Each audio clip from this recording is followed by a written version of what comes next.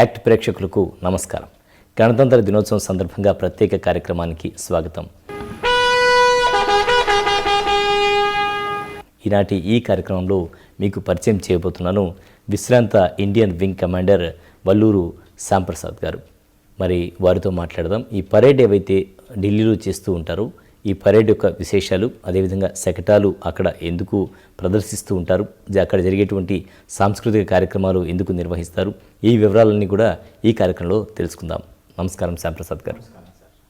ఆజాదీ కా అమృత్ మహోత్సవం నిర్వహిస్తున్నటువంటి ఈ శుభవేళ, అదేవిధంగా గణతంత్ర దినోత్సవ వేడుకలు నిర్వహిస్తున్నటువంటి వేళ మీ అందరికీ కూడా రిపబ్లిక్ డే శుభాకాంక్షలు తెలియజేస్తూ, ఏదైతే ఈ గణతంత్ర దినోత్సవ వేడుకలు మనం నిర్వహిస్తూ ఉంటామో జనవరి 26 ఎగ్జాక్ట్గా ఈ గణతంత్ర దినోత్సవ వేడుకలు జనవరి 26వ తేదీ నిర్వహించడానికి ప్రత్యేకమైన కారణం ఏమన్నా ఉందంటారా?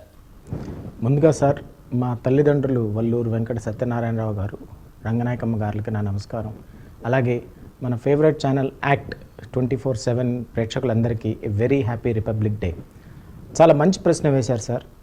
నాకు చాలా సంతోషంగా ఉంది రిపబ్లిక్ డేతో పాలు పంచుకోవడంలో, దాని గురించి విషయాలు మీతో షేర్ చేసుకోవడంలో. ఈ సంవత్సరం 75th ఇయర్ ఆఫ్ మన ఇండిపెండెన్స్ అండి.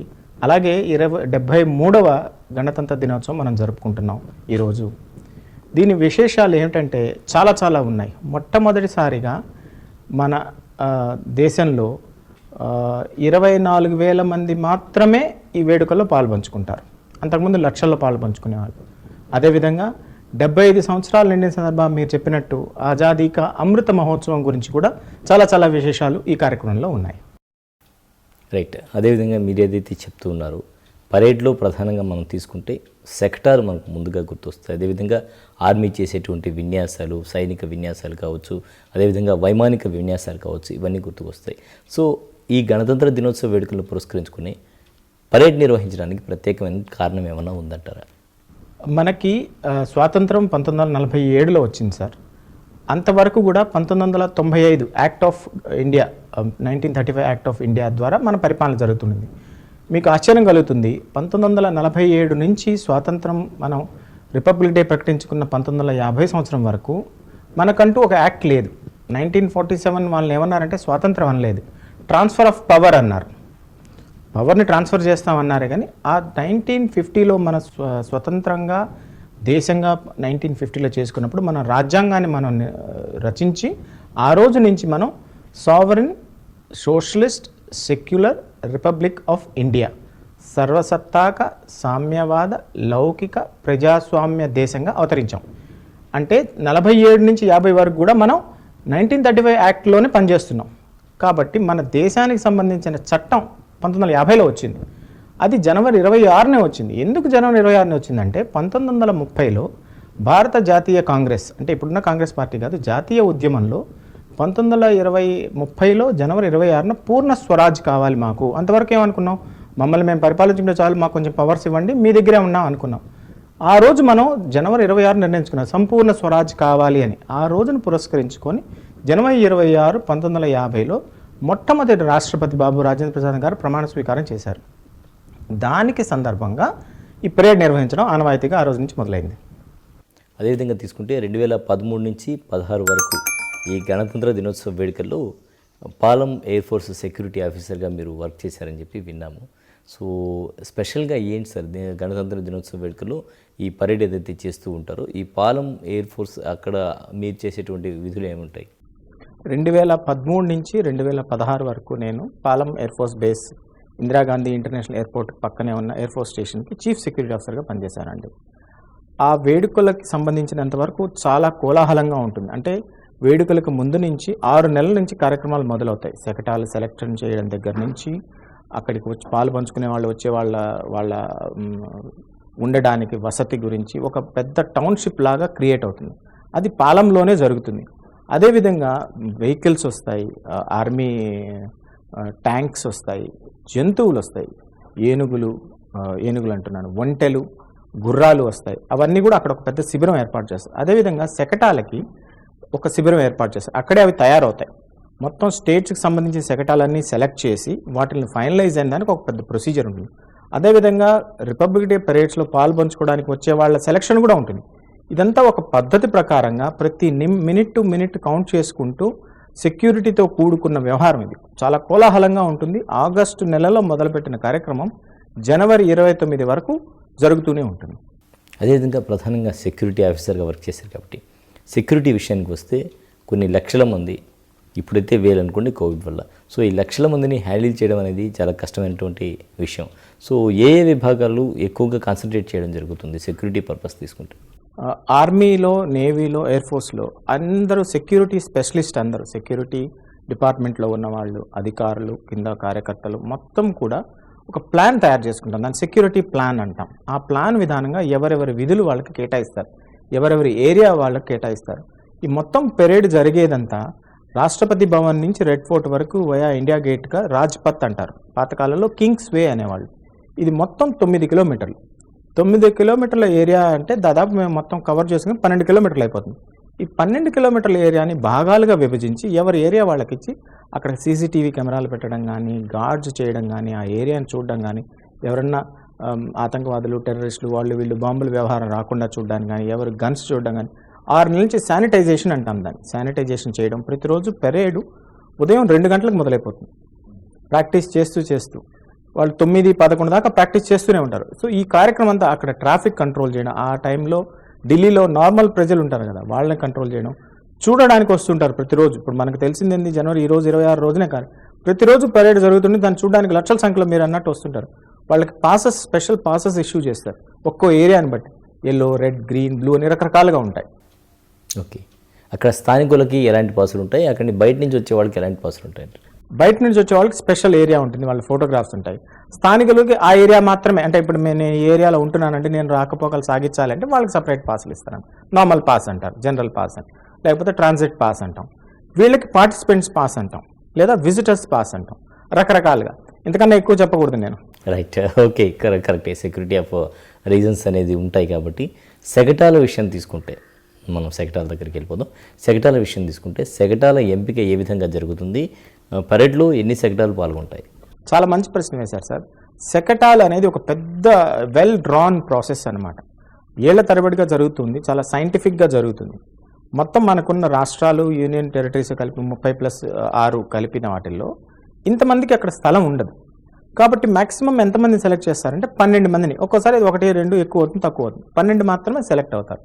అంటే ప్రతి 2-3 సంవత్సరాలకు మాత్రమే మనం, ఫర్ ఎగ్జాంపుల్ ఆంధ్రప్రదేశ్ అనుకుంటే 2-3 సంవత్సరాలకు ఒకసారి ఆంధ్రప్రదేశ్ పేరు వస్తుంది. ఆ సెక్టార్ల సెలక్షన్ ఎలా జరుగుతుందంటే, ఈ సంవత్సరం గురించి మనం మాట్లాడుకుంటే, ఈ సంవత్సరం theme 75 years of India, India at 75.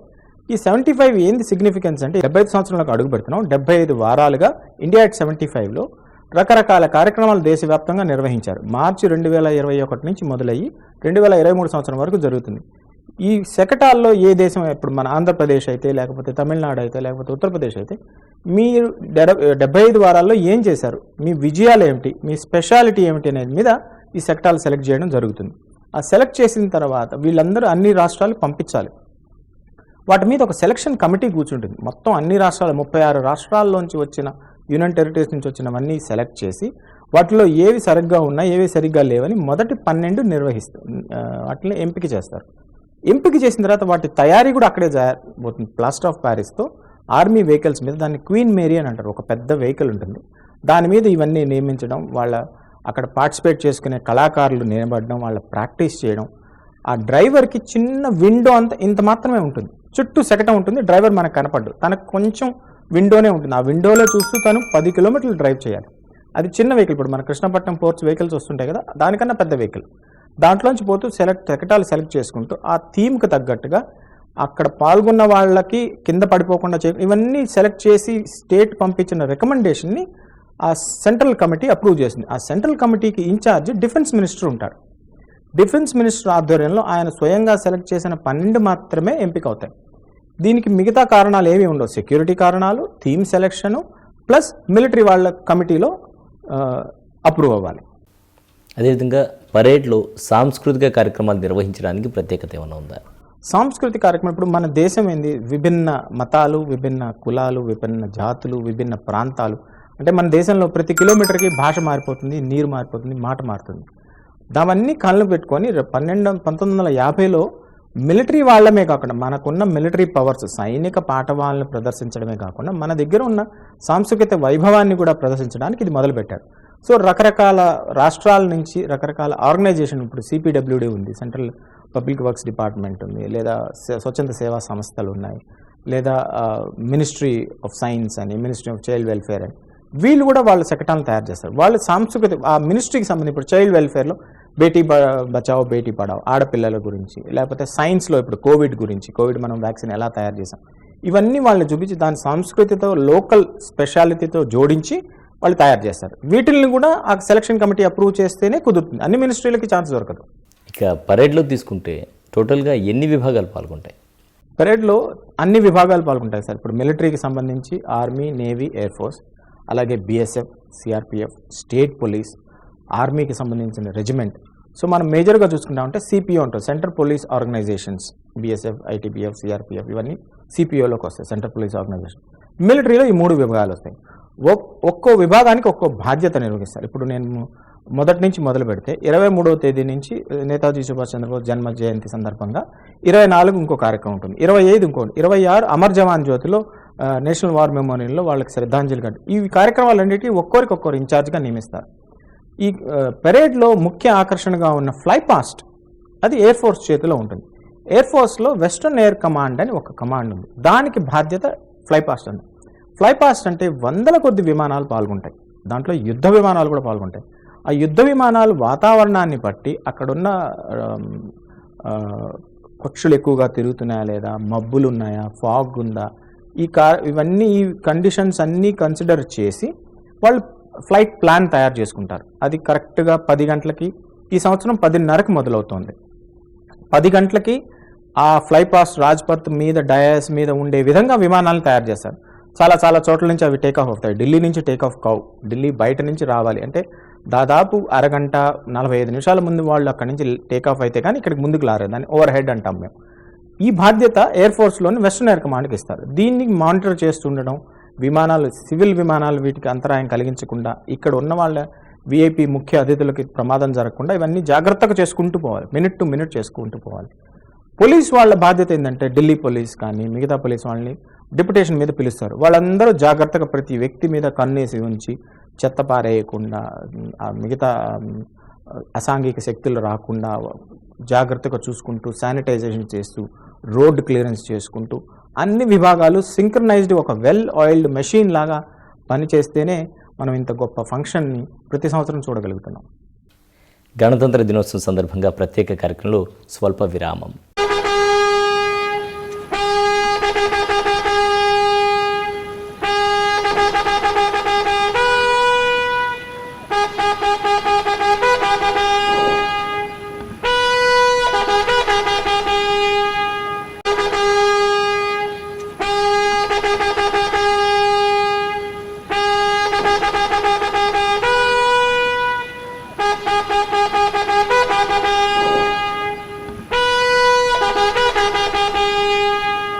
ప్రత్యేక కార్యక్రమానికి తిరిగి స్వాగతం.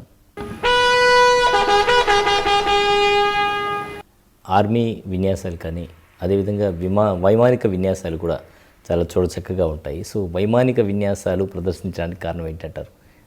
వైమానిక విన్యాసాలు ప్రదర్శించడానికి, తర్వాత ఆర్మీ ట్యాంకులను ప్రదర్శించడానికి, తర్వాత ఆర్మీ డేర్ డెవిల్స్ టీమ్ అని ఉంటుంది, తర్వాత 3 ఏళ్ల క్రితం నుంచి డాగ్ స్క్వాడ్, K9 డాగ్ స్క్వాడ్ని అంతకుముందు ఇచ్చి పంపించేవాళ్ళు కాదు. వీటికంటే ఏంటంటే మన శక్తి ప్రపంచానికి తెలియజేయాలి. ఒక సార్వభౌమ సర్వసత్తాక దేశంగా మన దగ్గర సైనిక శక్తి ఏముంది, మన రీసెర్చ్లో, సైన్స్లో మనం ఏమేమి డెవలప్మెంట్ చేస్తున్నాం, మన ఇస్రోలో అంతరిక్షంలో మనం ఏం ప్రయోగాలు చేస్తున్నాం, మన శక్తి ప్రదర్శించడానికి ఇది ఒక పెద్ద అవకాశం. దీన్ని ఒక విండోగా మనం ప్రపంచానికి చూపిస్తాం, వాట్ వీఆర్ క్యాపబుల్ ఆఫ్ అని. ఆ కార్యక్రమంలో భాగంగా ఎయిర్ ఫోర్స్కి సంబంధించి యుద్ధ విమానాలు, లేటెస్ట్ యుద్ధ విమానాలు మన దగ్గర ఏమున్నాయి, వాటి ప్రత్యేకతలు ఏమిటి, ఎంత దూరం వరకు అవి శత్రువుని వెంటాడి వధించగలవు లేదా శత్రువుని రానియకుండా నియంత్రించగలవు అనేవన్నీ కూడా ప్రదర్శిస్తూ ఉంటారు. అదేవిధంగా ఆర్మీ వాళ్ళు వాళ్ళ యుద్ధ ట్యాంకులు, మిసైల్స్ ప్రదర్శిస్తుంటారు. నేవీ వాళ్ళు సబ్మరీన్స్, వాళ్ళ దగ్గరగా ఉన్న లేటెస్ట్ షిప్స్, ఇవన్నీ కూడా ప్రదర్శిస్తూ ఉంటారు. వైమానిక విన్యాసాల్లో మీరు ఎప్పుడైనా పార్టిసిపేట్ చేయడం జరిగిందా? వైమానిక విన్యాసాల్లో నేను 2016లో ఇందాక చెప్పాను కదా, విమానాలు ఎక్కడి నుంచి బయలుదేరుతాయి, ఆ బయలుదేరే ముందు విమానాన్ని సిద్ధం చేయాలి. సిద్ధం చేసిన తర్వాత ఇక్కడి నుంచి పోతున్నప్పుడు వాళ్ళని మనం వాకీ టాకీ అంటాం కదా, రేడియో టెలిఫోన్, దాంట్లో ఏటీసీ అంటాం కదా, ఎయిర్ ట్రాఫిక్ కంట్రోల్, అది వాళ్ళతో టచ్లో ఉండాలి. పైలట్కి చెప్తూ ఉండాలి ఎంత హైట్లో ఉన్నప్పుడు. రాజ్పథ్ ముందు పైకి రావడానికి వాళ్ళు దాదాపు 300 అడుగులు లేదా 1000 అడుగుల కిందే ఉంటారు. కానీ అతను ఫ్లై చేయడం స్టార్ట్ చేసినప్పుడు 10,000 అడుగుల్లో ఉంటాడు. అంటే భూమి నుంచి 10,000 ఫీట్ అంటాం మేము. 10,000 ఫీట్ నుంచి 1000 ఫీట్కి రావాలి అంటే ఆ మధ్యలో బిల్డింగ్లు అడ్డంగా ఉండకూడదు, వెదర్ క్లియర్గా ఉండాలి, బర్డ్స్ తిరగచ్చు. మొత్తం ఆ లైన్ పొడవులా దాన్ని మేము ఫనల్ ఏరియా అంటాం. ఆ ఏరియా మొత్తంలో 100 మంది నిలబడి మొబైల్స్తో మాట్లాడుతూ ఉంటారు. ఒక చిన్న టెంపరీ టవర్ ఎస్టాబ్లిష్ చేస్తాం, ఏటీసీ టవర్ని ఏర్పాటు చేసి వాళ్ళతో నిరంతరం టచ్లో ఉంటాం. వాళ్ళు అక్కడి నుంచి బయలుదేరడం, టేక్ ఆఫ్ చేయడం, అక్కడ ముందు విన్యాసాలు చేయడం, వెళ్ళిపోవడం, ఇవన్నీ 3 నిమిషాల్లో సరిపోతుంది. కింద నుంచి మనం చూస్తుంటే ఆ విమానం రావడం, వెళ్ళిపోవడం. కానీ దీని వెనక చాలా శ్రమ ఉంటుంది, చాలామంది కష్టపడతారు. పైలట్ది చాలా ముఖ్యమైన బాధ్యత, ఎందుకంటే is the man in the machine అనమాట. జాగ్రత్తగా చూసుకుంటూ మరీ కిందకి రాకుండా, మరీ కిందకి వస్తే విఐపీఎల్కి ఖతరా ఉంటుంది, ల్యాండ్ టచ్ అయ్యే ఛాన్స్ ఉంటుంది. మరీ పైకి వెళ్తే కింద నుంచి కనపడదు. రాష్ట్రపతి గారికి గౌరవ వందనం ఇవ్వడం, అది 21 గన్ సెల్యూటే కాకుండా విమానాలు కూడా వాళ్ళ ఫ్లాగ్స్ తీసుకొచ్చి చాలా సింక్రనైజ్డ్ వ్యవహారంలో, చాలా కోఆర్డినేటెడ్ ఏరియాలో ఈ ఫ్లై పాస్ట్ అనేది జరుగుతుంది. ఈ బాధ్యతకి ఎయిర్ ఫోర్స్కి ఇచ్చున్నారు. దాంట్లో నేను గ్రౌండ్ కంట్రోల్, దాన్ని ఏఎస్ఐఓ అంటారు, అడమ్ సెక్యూరిటీ ఇన్స్పెక్షన్ ఆఫీసర్గా పనిచేశాను.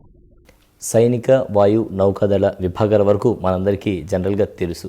సో ఇవి కాకుండా మిలిటరీలో ఏమన్నా ప్రత్యేక విభాగాలు ఉంటాయా?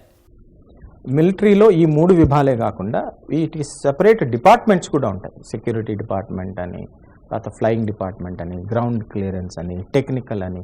అలా కాకుండా నేను ఇందాక చెప్పాను కదా, సిపిఓ అని, సెంట్రల్ పోలీస్ ఆర్గనైజేషన్.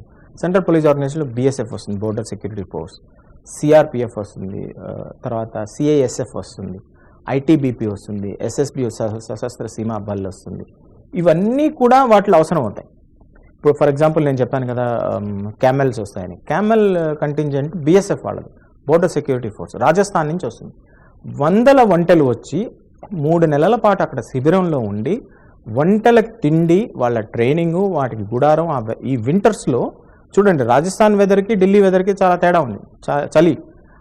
వాటినన్నింటినీ కాపాడుకోవడానికి మనుషులు, వాటి మీద రోజు వాటిని డెకరేట్ చేసి ప్రాక్టీస్ చేయడం, ఇవన్నీ కూడా రకరకాల విభాగాలు, బిఎస్ఎఫ్ నుంచి, సిఆర్పిఎఫ్ నుంచి, ఐటీబీపీ నుంచి, ఎస్ఎస్బి నుంచి, ప్లస్ మిలిటరీలో ఉన్న 3 కూడా, ఇవన్నీ కూడా కలిసి ఒక కోర్ టీమ్గా తయారు చేస్తారు. ఆ కోర్ టీంలో పై అధికారి నుండి చివరి వరకు అందరూ ఉంటారు. మిలిటరీ బ్యాండ్ ఉంది, ఆ మిలిటరీ బ్యాండ్లో వీరు 3 ఉంటారు, ఆర్మీ, నేవీ, ఎయిర్ ఫోర్స్. ఆ బ్యాండ్ 23 జనవరి నుంచి 29 బీటింగ్ ద రిట్రీట్ అంటారు కార్యక్రమం లాస్ట్. వీటన్నిటిలో బ్యాండ్ పాల్పంచుకుంటుంది. మార్చ్ మాస్లో కూడా బ్యాండ్స్ ఉంటాయి, పోలీస్ బ్యాండ్స్ కూడా ఉంటాయి.